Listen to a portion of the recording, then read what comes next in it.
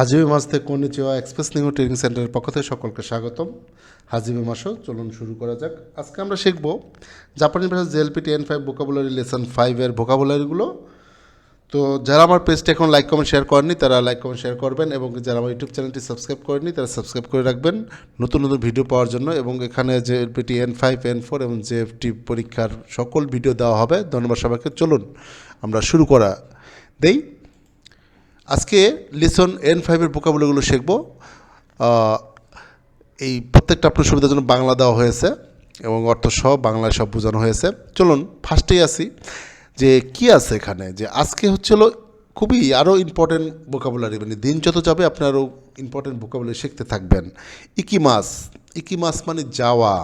আমরা যদি বাড়ি যাব, ঢাকা যাব, দেশের বাইরে যাব, জাপানে যেতে চাই, এই যে জাপানে যেতে চাই এগুলা বলার সময় কিভাবে বলতে হবে এগুলো আমরা এই ভোকাবুলারিগুলো দিয়ে শিখব, মানে সেন্টেন্স তৈরি করে শিখব।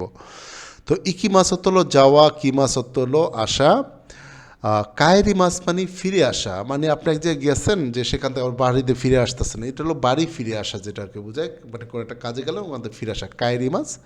গাক্কো, গাক্কো মানে স্কুল, দাইগাকু মানে হলো মানে আপনি স্কুল লেভেলগুলো ওদের ভাগ ভাগ করা আছে, ঠিক আছে। তো চৌগাক্য, তারপর হলো গাক্য, কৌকৌ, তো দাইগাকু, এগুলো হচ্ছিল মানে school, college, university, step by step. তো গাক্য তো স্কুল, একই একই মানে হচ্ছিল রেলগাড়ি থামার স্থান, যেটা হলো স্টেশন, আমরা জানি ভালো করি এটা। হিকৌকি, এই যে হিকৌকি মানে হচ্ছিল উড়োজাহাজ, মানে বিমান বুঝাইছে যেটা হিকৌকি। ফুনে, ফুনে মানে জাহাজ।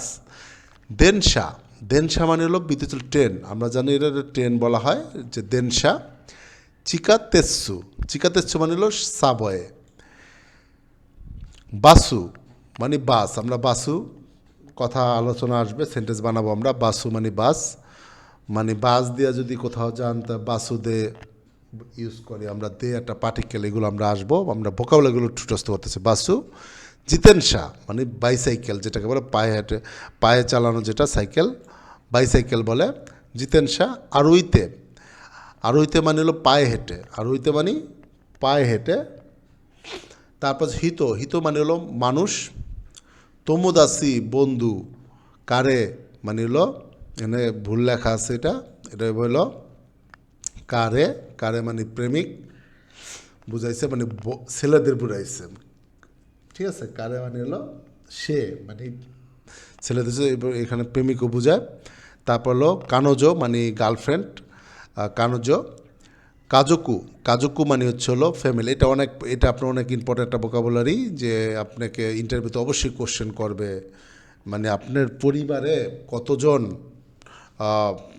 ফ্যামিলি মেম্বার আছে, ঠিক আছে। এই তখন এই কাজকো জিনিসটা আপনার না জানা থাকলে আপনি বুঝতে পারবেন না। কাজকো আর নান্নিন দেশকা মানে ফ্যামিলিতে মানে কতজন লোক আছে এরকম, নান্নিন মানে কতজন আছে। তারপর হলো নান গাচ্ছু, কোন মাস, নান গাচ্ছু মানে হলো কোন মাস, এটারও একটা ব্যাখ্যা আছে। এখানে গাচ্ছু আছে, গেচ্ছু আছে, সুকি আছে। তো এই গাচ্ছু মানে হলো মাস বুঝাইছে, গেচ্ছু মানে মাস বুঝায়, আবার সুকি মানেও, এই যে যদি আমরা এখানে যদি এটা লিখি বোঝানোর ক্ষেত্রে, ইস্যু গেচ্ছু, আরটা হলো সু, তারপর হলো লেখা যায় না সহজেভাবে, সুকি, ঠিক আছে। এই যে কথা মানে গাচ্ছু, গেচ্ছু, সুকি, এটা যদি একটা ব্যাখ্যা দেয় আমি, শর্ট করে দিতে হবে, না হলে আপনারা মানে শুধু মুখস্থ করে যাবেন, পরবর্তীতে আবার কনফিউজ হয়ে যাবেন। গাচ্ছু হলো জানুয়ারি, ফেব্রুয়ারি, মার্চ যখন বুঝাবে তখন হলো গাচ্ছু হবে। ইচিগাচ্ছু, নানি গাচ্ছু, শিচিগাচ্ছু, তারপর হলো নিগাচ্ছু মানে ফেব্রুয়ারি মাস, মানে মাসের ক্ষেত্রে জানুয়ারি, ফেব্রুয়ারি, মার্চ, এপ্রিল, জুন, জুলাই, আগস্ট যা আছে 12টা মাস যখন বলবেন তখন আপনারা গাচ্ছু ইউজ করবেন।